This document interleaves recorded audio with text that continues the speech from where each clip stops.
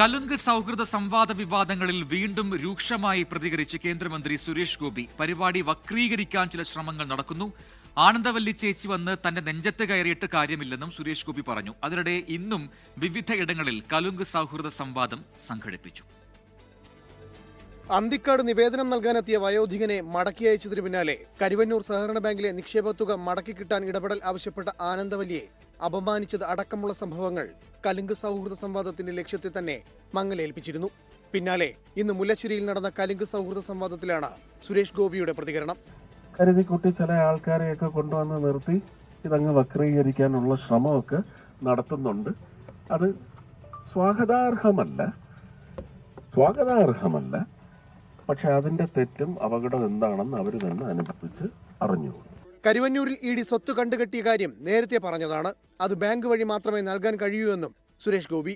ED വ്യക്തമായി PMLA കോടതിയിൽ ഞങ്ങൾ 100 ചില്ലാനം കോടി സ്വത്തുക്കൾ കണ്ടുകെട്ടിയിട്ടുണ്ട്. ഇത് പക്ഷേ ബാങ്കിന് മാത്രമേ ഇത് വിൽക്കാനും ഇതിന്റെ പണം കൊണ്ടുവരാനും അത് ബാങ്കിന്റെ രജിസ്റ്ററിലുള്ള ഇവിടെ പൈസ തന്നിരിക്കുന്ന പാവങ്ങൾക്ക് തിരിച്ചു കൊടുക്കാനും ബാങ്കിനെ സാധിക്കൂ. ഇന്നും നാളെയും തൃശൂരിലെ വിവിധയിടങ്ങളിൽ കലുങ്ക് സൗഹൃദ സംവാദം തുടരും. 24 തൃശൂർ.